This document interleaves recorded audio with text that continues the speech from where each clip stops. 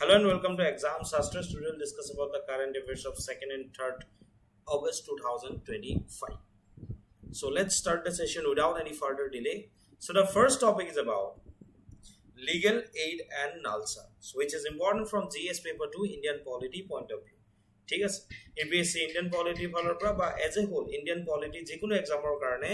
এই পাৰ্টটো ইম্পৰ্টেন্ট হয় নাও হোৱাট ইজ ইট ঠিক আছে নালসা কি হয় So the National Legal Services Authority, shortly NALSA,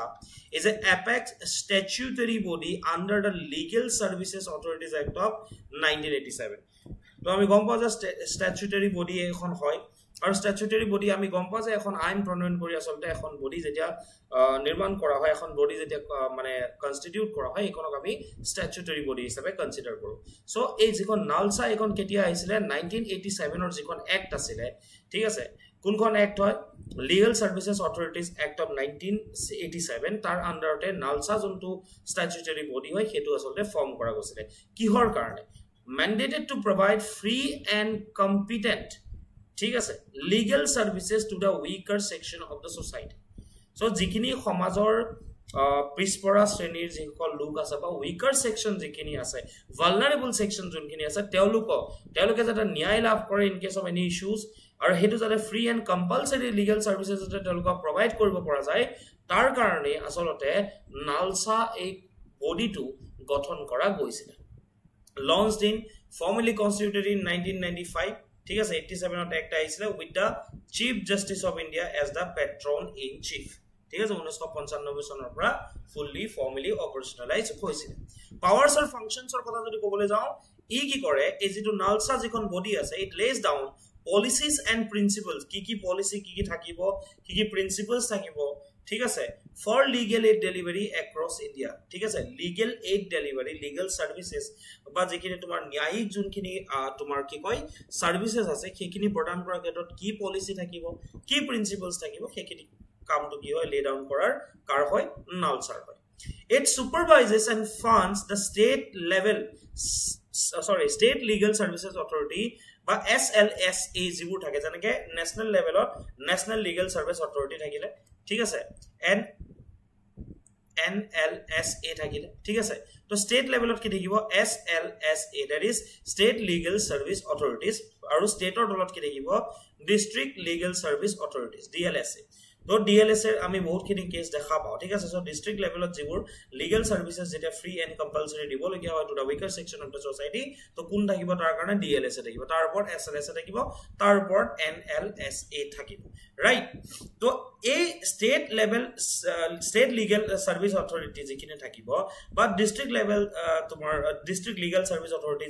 যিখিনি বডি থাকে ইন্ডিয়াত এজ এ হোল তেওঁলোকক ফান্ড কোনে কৰে নালসাই কৰে ঠিক আছে সো যেটো নালসা বুলি কৈছো বা ইন শর্ট সরি কি কয় ন্যাশনাল লিগ্যাল সার্ভিসেস অথরিটি বুলি কৈছো সেই অথৰিটিৰ আসলতে ইমানখিনি তেওঁলোকৰ ক্ষমতা আছে যে তেওঁলোকে স্টেট লেভেল আৰু ডিস্ট্ৰিক্ট লেভেললৈকে এখিনি ফান্ড কৰে তেওঁলোকৰ আন্ডাৰত যিমানখিনি বডি আহে তাৰ লগতে ঠায়ে ঠায়ে ঠিক আছে যেটো গ্ৰিভেন্স ৰিড্ৰেসাল মেকানিজম আছে ঠিক আছে হেতুৰ ক্ষেত্ৰত তেওঁলোকে হেতু আৰু বেছি স্ট্ৰেংথেন কৰিবৰ কাৰণে বা লিগ্যাল এৱাৰনেস ক্যাম্পেইন তেওঁলোকে কি কৰে মাঝে মাঝে গাঁও অঞ্চলত বা বিভিন্ন অঞ্চলত তেওঁলোকে চলায় যাতে মানুহৰ মাজত ন্যায়ৰ ক্ষেত্ৰত যিখিনি সজাগতা আছে সেই সজাগতাখিনি তোমাৰ বৃদ্ধি কৰিবৰ কাৰণে ঠিক আছে বা এডিআৰ মেকানিজমটো স্ট্ৰেংথেন কৰিবৰ কাৰণে সাপোৰ্ট কৰিবৰ কাৰণে বা যিমানবোৰ কেसेस আছে সেই কেसेसবোৰ যাতে পেন্ডেন্সি কোৰ্টৰ পেন্ডেন্সি কমাবৰ কাৰণে তেওঁলোকে ঠায়ে ঠায়ে কি কৰে লোক আদালতবোৰো মাঝে মাঝে অৰ্গানাইজ কৰে It ensures legal aid to eligible persons under section 12 of the act. Ezikon Legal Services Authority is act আছে ঠিক আছে 1987 or tar under যোনটো section 12 আছে সেই section 12 ৰ under যিখিনি eligible মানুহ আছে তেওঁলোকে যাতে legal services in তোমাৰ কি কয় যেতিয়া প্ৰয়োজন হয় ঠিক আছে তেওঁলোকে যাতে সেইখিনি পায় তাৰ এনচিউৰ তাৰ হেতু কোনে এনচিউৰ কৰে নালসাই কৰে ওকে বেসিক্যালি যদি আমি ক'বলৈ পাৰো কোনখিনি মানুহৰ কাৰণে হয় যেনেকে তোমাৰ এসসি এসটি কমিউনিটিৰ যিখিনি মানুহ আছে উইমেন হক চিলড্ৰেন হক ডিজেবল বা স্পেশাল এবল বুলি জাগা জাকালি কোৱা যায় পুৰ যিখিনি আমাৰ দৰিদ্ৰ মানুহ আছে বা প্ৰিজনাৰ্স কেৰ ক্ষেত্ৰত আসলতে সেকশন 12 টোৱে কাম কৰে আৰু এই সেকশন 12 ৰ আন্ডাৰতে যিখিনি এলিজিবল মানুহ হয় তেওঁলোকক লিগেল সাৰ্ভিস এনশিওৰ কৰা কামটো কাৰ হয় নালসাৰ কি কল মই ফান্ড ডাইলুট কৰা ঠিক আছে টু SLSS and DLSS তাৰ লগতে পলিসিজ এন্ড প্ৰিন্সিপলস বনোৱা তাৰ লগতে তোমাৰ লোক আদালত বা লিগেল এৱাৰনেস কেম্পবোৰ বহোৱা তাৰ লগত তোমাৰ সেকশন 12 ৰ আন্ডাৰ কোনখিনি এলিজিবল মানুহ আছে সেই এলিজিবল মানুহখিনি লিগেল সাৰ্ভিসেস এনশিওৰ কৰাটো তেওঁলোকৰ আসলতে কৰ্তব্য হয় ঠিক আছে তো ইয়াৰ লগতে জড়িত মই এটা বস্তু মই কৰাই আছো তথাপি মই বাকিখিনি মই কৰাইলো তাৰ পিছত মই লিগেল এইড ডিফেন্স কাউন্সিল যিখন আছে সেই কাউন্সিলৰ কথাটো মই কম ওকে নাও এতিয়ালৈকে নালসা এনেকুৱা কি স্পেশাল ইনিশিয়েটিভ লৈছে after the formation of NALSA সেখিনিও আমি চাব লাগিব প্ৰথমটো যোনটো আছে that is Legal Aid Defense Council LADC ঠিক আছে dedicated basically 2022 চনৰ পৰা এখিনি কামত আহি মানে অপাৰেশনালাইজ হৈছে dedicated defense for accused person across 610 districts কি কৰিছে Legal Aid Defense Council scheme right so launched in 2022 dedicated legal aid কাৰ কাৰণে dedicated legal aid provide কৰিব পৰা যায় বা এলোকৰ জৰিয়তে for accused person কোনোবা যদি accused person আছে তেওঁলোকৰ ক্ষেত্ৰত legal aid প্ৰদান কৰিবৰ কাৰণে এই LADC বা Legal Aid Defense Council স্কিমৰ আন্ডাৰত এই কাউন্সিলখন বনোৱা গৈছে that is operationalized in 610 districts and 200 crores fully utilized in 2023-24 তাৰ কাৰণে কিমান টকা ধাৰ্য কৰা আছিল 200 কোটি টকা ধাৰ্য কৰি এখিনি ফুললি 10 খন ডিস্ট্ৰিক্টত এখিনি অপাৰেশনালাইজ কৰা গৈছে allocation reduced to 147 crore in 2024-25 যদি আমি 23-24 বছৰৰ তুলনাত আমি যদি 24-25 বৰ্ষটো চাও তেতিয়া হলে অলমোস্ট 53 crores এই স্কিমৰ ক্ষেত্ৰত তোমাৰ কি কৰা গৈছে ৰিডিউস কৰা গৈছে allocation raising sustainability concern তো এইটো বস্তু কোৱা গৈছে যদি হে ফান্ড কম কে দিয়ে ই কিমান দিনলৈ সাস্টেইন কৰিব বা এই লিগেল এইড ডিফেন্স কাউন্সিলে কেনেকৈ কাম কৰিব হেতু এটা কোৱেশ্চন উঠিছে potential can decongest overburden court assigned system but still early for measurable outcomes ঠিক আছে সো আমি এই LADC যোনটো ফৰমেশন অফ স্কিম টু হয় বাই নালসা এটোৰ কথা কব পাৰ যে নালসাৰ আন্ডাৰতে এই legal aid defence counsel to 610 খন ডিস্ট্ৰিক্টত চলোৱা গৈছে ঠিক আছে তাৰ পিছত আছে প্যাৰা লিগেল ভলান্টিয়াৰ্স PLVs বুলি কোৱা হয় তাতে কি কৰে এটোৰ জৰিয়তে trained community legal workers for outreach awareness and local dispute resolution local levelত যিবোৰ dispute হয় বা local levelত judicial বা justice related যিখিনি awarenessৰ কাম হয় সেই dispute resolution বা awareness বৃদ্ধিৰ ক্ষেত্ৰত outreachৰ কাৰণে কি কৰে কিছুমান legal worker basically তোমার ট্রেন করা যায় under para legal volunteers PLVs তার লগতে মই কৈছিল যে তেওঁলোকৰ আৰু এটা কাম কি হয় পাৰ্মানেন্ট লোক আদালত গঠন কৰা so for pre litigative and pending dispute settlement with focus on conciliation ঠিক আছে সো লোক আদালতৰ তোমালকে জানা যে লোক আদালতৰ কাম কি হয় বেসিক্যালি তোমালকে ডিসপিউট ৰেজোলিউশন হয় ওকে ডিসপিউট ৰেজোলিউশন হয় ওদিকে এই ক্ষেত্ৰত কাম কৰিব লাগিব and বাকি তোমাৰ ডিসপিউট ৰেজোলিউশনৰ ক্ষেত্ৰত আমি গম পাও যে আমাৰ যিবোৰ কোৰ্টছ আছে হাই কোৰ্ট অফ সুপ্ৰিম কোৰ্টৰ তাত বহুত বেছি কি হৈ যায় প্ৰবলেম হৈ যায় পেন্ডেন্সি অফ কেছৰ তো যিবোৰ সৰু কেছ আছে সেই কেছবোৰ লোক আদালত গঠন কৰি নালসাই কি কৰে কনসিলেশনৰ ওপৰত আসলতে ফোকাস কৰে ডিসপিউট সেটেলমেন্টৰ ওপৰতো ফোকাস কৰে তাৰ লগত তোমাৰ আছে লিগেল লিটাৰেসি ক্লাবছও তেওঁলোকে গঠন কৰিছে initiated in schools and colleges to foster early legal awareness যে পঢ়ি থকা অৱস্থাৰ পৰা legal awareness ঠিক আছে legal system টোৰ প্ৰতি সজাগতা বৃদ্ধি কৰিবৰ কাৰণে legal literacy clubও schools and colleges গঠন কৰা গৈছে তাৰপৰা তোমাৰ jail legal aid clinics গঠন কৰা গৈছে basically to give legal support to under trial and convicted prisoners jail legal aid clinics তাৰ লগত তোমাৰ special schemes যেনেকে legal aid for transgender persons disaster victims industrial workers and custodial populations to custody thoka jikhini manu ase industrial workers jonkhini ase ঠিক আছে জুনে নিজৰ demand two বাট নিজে legal এইডৰ কাৰণে তেওঁলোকে ইমানখিনি এফৰ্ট কৰিব নোৱাৰে ডিজাস্টাৰ ভিকটিম যদি কোনোবা আছে ইভেন ফৰ দা ট্ৰান্সজেন্ডাৰ পাৰ্সনস এই লোকৰ ক্ষেত্ৰত স্পেশাল স্কিমছৰ জৰিয়তে নালসাই তেওঁলোকক লিগেল এইড প্ৰভাইড কৰি আহিছে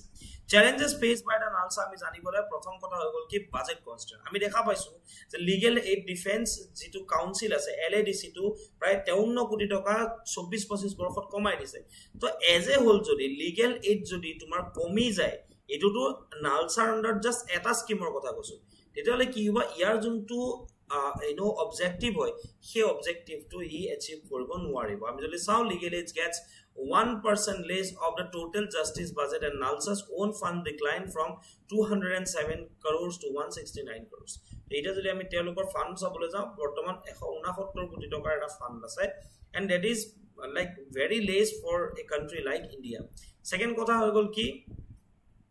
underutilization of funds utilization drop from 75% to 59% এনেকুৱা নহয় কিয় কমাই দিয়া গৈছে because there is an issue of unutilization or underutilization of funds ঠিক আছে okay because তোমাৰ কি হৈ যায় rigid expenditure restrictions আছে মানে তেওঁলোকে খৰচ কৰিম বুলি বিচাৰো খৰচ কৰিব না there are some restrictions যিখিনি তেওঁলোকৰ ওপৰত লগোৱা গৈছে আৰু ইমান rigidity বা কঠিন যিখিনি restrictions আছে তাৰ কাৰণে কি হৈ যায় তেওঁলোকে funds utilization কৰিব নোৱাৰে আৰু under utilizationৰ কাৰণে তেওঁলোকৰ যোনটো লক্ষ্য সেই লক্ষ্যত তেওঁলোকে উপনীত হ'ব নোৱাৰে তিন নম্বৰ কথা হ'ল কি shrinking front line PLV that means paralegal volunteers density failed by 38% and many states pay honorariums below honorariums below minimum wage ঠিক আছে তো minimum wage or তলত আসলে কি কৰে তোমাৰ honorariums তেওঁলোকে provide কৰিছে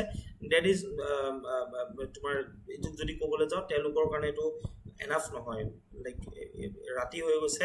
মই যেটা পঢ়িছো মই উল্টাকে পঢ়ি দিছো ঠিক আছে সো honorariums যিখিনি আছে যিখিনি তেওঁলোকে পে পাব লাগে সেইখিনি তেওঁলোকক আসলতে ইমানখিনি পে কৰা নাই তাৰ কাৰণে PLV বা paralegal volunteers খিনি আসলতে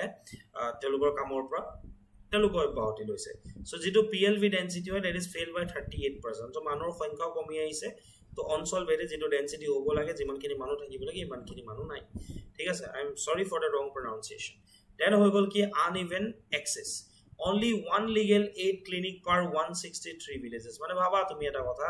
যেটো তোমাৰ legal clinic মানে কি legal center to যদি আমি চাবলৈ যাও 163 খন গাঁৱৰ against এখন legal clinic পোৱা যায় and per capita spending ranges from 2 to 16 rupees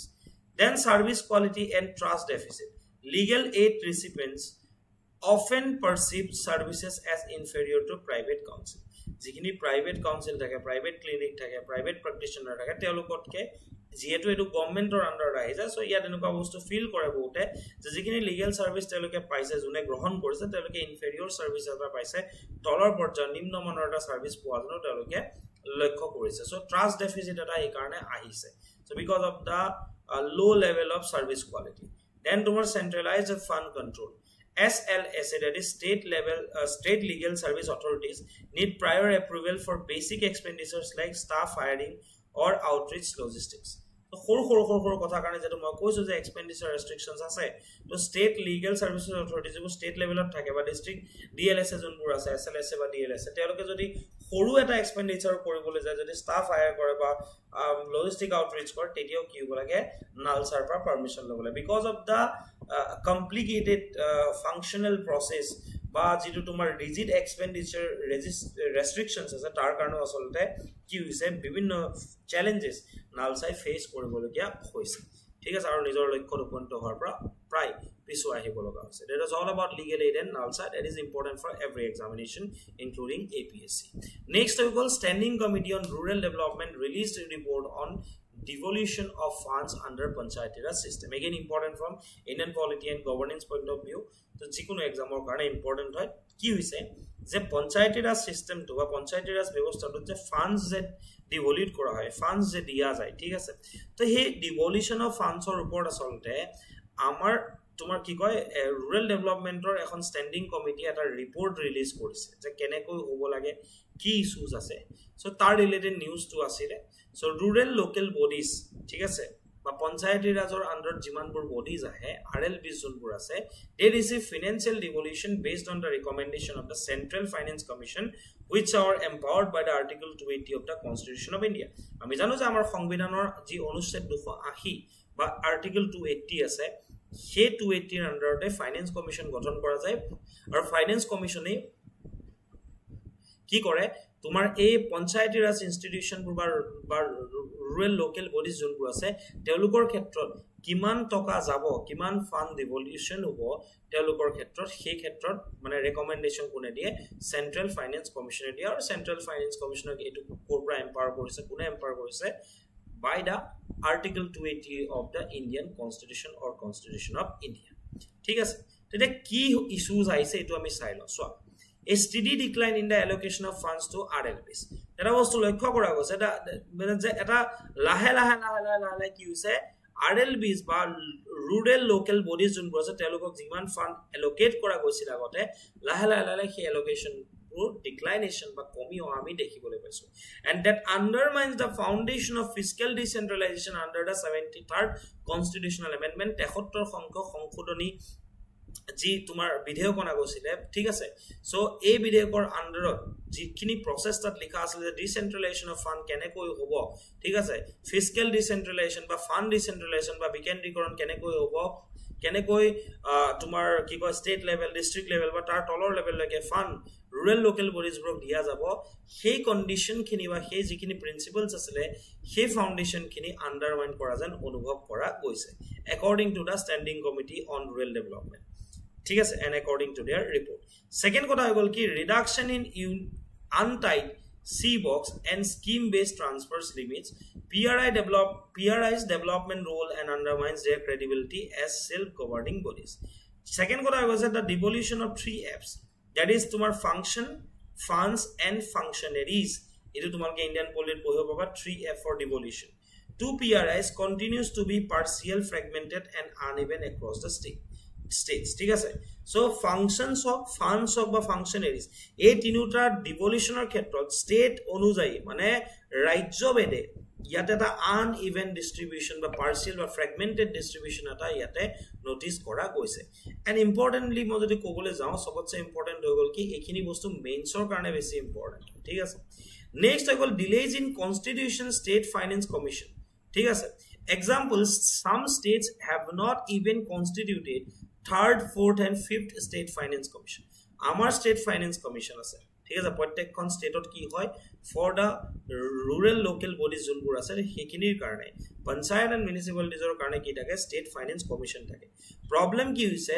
বহুকেখন ৰাজ্যত এতিয়ালৈকে ষ্টেট ফাইনান্স কমিশন গঠন কৰতে কি কৰিছে তেওঁলোকে ডিলে কৰিছে সো সেই বস্তুটোৰ কাৰণে কি হৈছে ডিভলিউশন of funds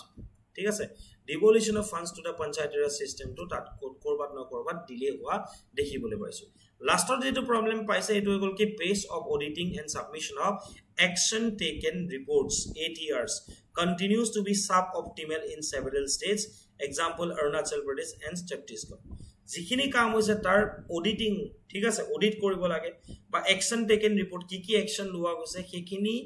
diar khetra junto pace junto speed এটো আমি দেখা পাইছো এটো সাব অপটিমাল হৈছে ওকে বিশেষকৈ অৰুণাচল প্ৰদেশ বা ছত্তীশগড় নিচিনা ৰাজ্য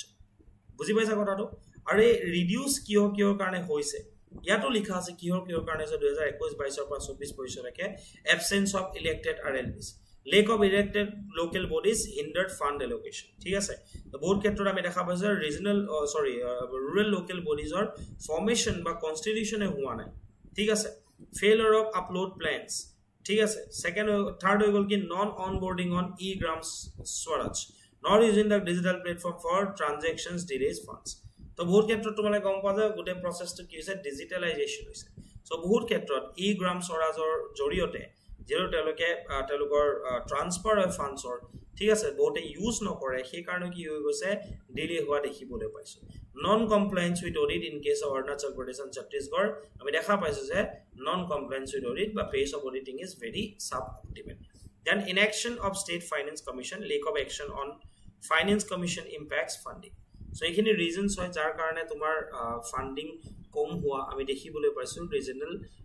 বা rural local bodies or ক্ষেত্ৰত ঠিক আছে recommendation কি দিছে স্ট্যান্ডিং কমিটি কোনে প্ৰথম কথা কৈছে যে ensure adequate untied and performance link resources to PRIs while developing mechanism to ring fence funds prevent diversion and enhance transparency ঠিক আছে তো যেটো ডাইভারজন হৈছে মানে স্টেট অনুযায়ী কিছুমান স্টেটে বেছি লাভ কৰিছে কিছুমান স্টেটে কম লাভ কৰিছে ঠিক আছে ট্ৰান্সপাৰেন্সি যোনটো অভাৱ হৈছে সেই ট্ৰান্সপাৰেন্সিটো আনিব লাগিব আৰু এই ডাইভাৰজন যোনটো হৈছে সেই ডাইভাৰজনটো প্ৰিভেন্ট কৰিব লাগিব সেকেন্ড কথা হৈছে কি সেকেন্ড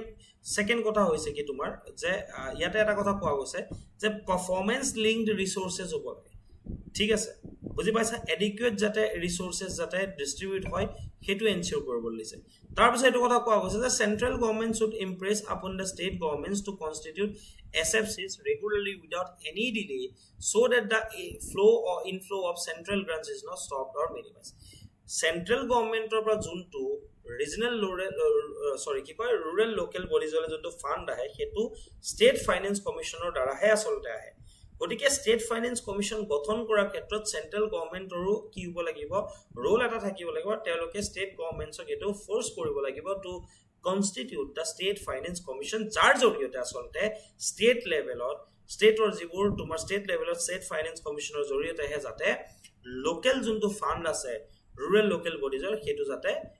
স্টপ হৈ না যায় বা মিনিমাইজ হৈ যাতে না যায় তাৰ কাৰণে এই ক্ষেত্ৰত গুৰুত্ব আৰোপ কৰিব লাগিব 3 নম্বৰ কৈছে যে each state must prepare and publish a clear time bound road map for devolution of powers to PRIs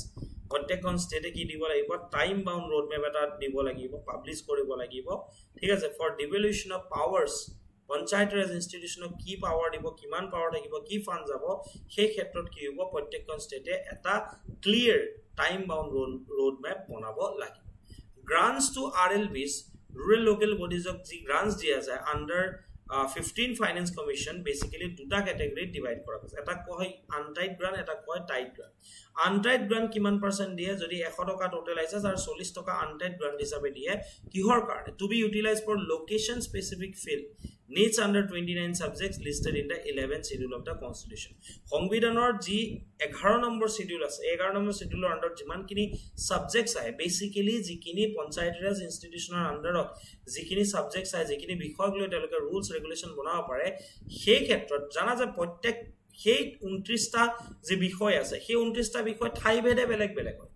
ঠিক আছে ঠাই ভেদে বেলেগ বেলেগ হয় সো এখানে কোৱা গৈছে লোকেশন স্পেসিফিক যিখিনি নিড আছে অঞ্চল ভেদে যোনবোৰ বিশেষ নিড আছে সেইবোৰৰ ক্ষেত্ৰত যাতে 40% গ্ৰান্ট যাতে ইউটিলাইজ কৰিব যায় তাক কোৱা হয় আনটাইড গ্ৰান্টস tied grants 60% দিয়া যায় basically to be utilized for national priorities like drinking water supply sanitation solid and liquid waste management rainwater harvesting and water recycling এইখিনি ক্ষেত্ৰত পইচা খৰচ কৰিবৰ কাৰণে গ্ৰান্ট কিমান দিয়ে 60% গ্ৰান্ট দিয়া যায় under 15 finance commission so standing committee হেখিনি ৰিপৰ্ট আছিল ঠিক আছে যেটো rural development standing committee হয় যে পঞ্চায়তৰ সিস্টেমত devolution of fund কিয় কমিছে কি ইস্যুজ আছে কি কৰিব লাগে বৰ্তমান কি কৰি থকা আছে গুটেখিনি বস্তু আমি ডিসকাস কৰিলো the next topic is about Assam CM reviews preparations for second edition of Nijut Moina scheme for girl children ঠিক আছে তো আমি গম পাও যে নিযুত মইনা আসনি বুলি এটা আসনি আছে জিতু আসনিৰ সেকেন্ড ফেজ টুৰ কাৰণে কি কৰিছে আসাম সিএমএ যেটো প্ৰিপাৰেচন চলিছে হেতু ৰিভিউ কৰিছে clear to all of you বুজি পাইছা সবে ঠিক আছে okay so background and objectives কিনো আমি জানিব লাগিব যে that was the first যেটো আছিল ঠিক আছে launched in October 2024 the Mukhyamantri Nijut Moina scheme is Assam's pioneering initiative aimed at preventing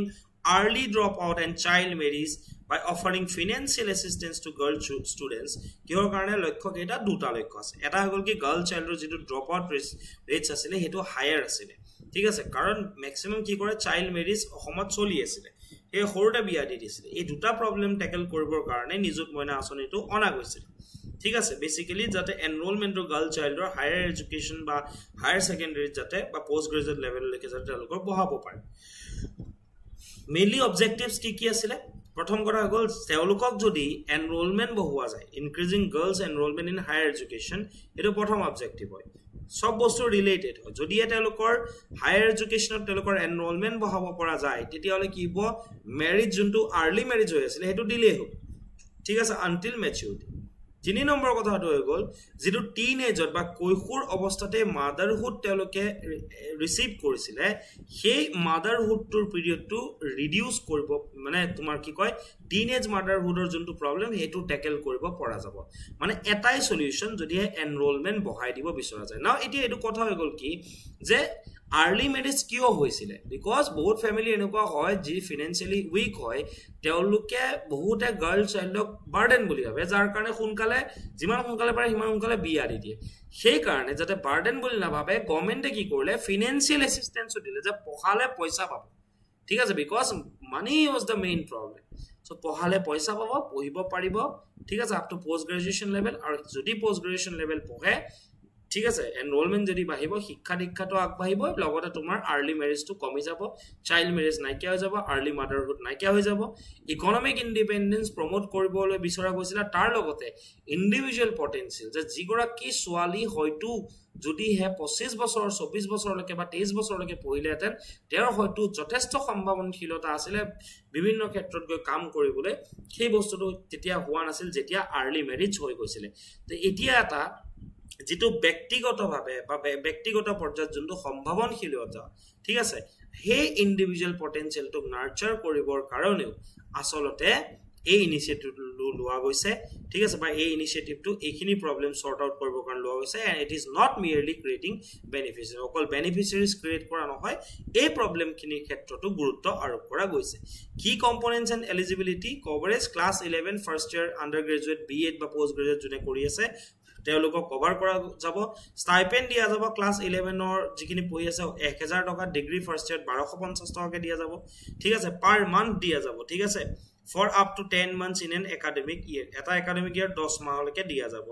ঠিক আছে ডিগ্ৰী ফাৰ্ষ্ট ইয়াৰ 1250 টকাকে যদি পোষ্ট গ্ৰেজুৱেট বা বিএড কৰিছে 2500 টকাকে দিয়া যাব eligible beneficiaries girls from all families মন ৰাখিবা irrespective of income provided they remain unmarried until completion of their undergraduate courses jate telokor undergraduate course to complete nohalge teloke biya nohake thakibo pare first phase or juntu impact asile 24-25 borkhor tomaloke jani aso roba approximately 1.6 to 2 lakh girls childs were benefited pray 1,60,000 pa 2 lakh girl child benefit hoisile scheme tur pura with total assistance disbursed of 132 to 240 crores depending on source recognized as the key in intervention contributing to Assam's effort against child marriage and improving educational access for girls second edition jito ase 2.0 Assam CM Himanta Biswa Sharma he has already reviewed preparation on 30th July 2025 convening a high level video conference with ministers MLA and district commissioners college principals and academia জিমানখিনি মানুহ এই ক্ষেত্ৰত জড়িত আছে তেওঁলোকৰ লগত এখন হাই level meeting তেওঁ কৰিছিলে আৰু তেওঁ এইটো বিচাৰে যে সিমলেস ইমপ্লিমেন্টেশন যাতে এই প্ৰজেক্টৰ হয় নিযুত মইনা আঁচনি আৰু কোৱা গৈছে যে এই 6 আগষ্টৰ পৰা পুনৰ সেকেন্ড ৰাউণ্ডৰ যেটো ফেজ আছে হেতু মুকলি কৰি দিয়া যাব মই অলৰেডি কৈছো এই যেটো এম হয় ইয়াৰ that depend commitment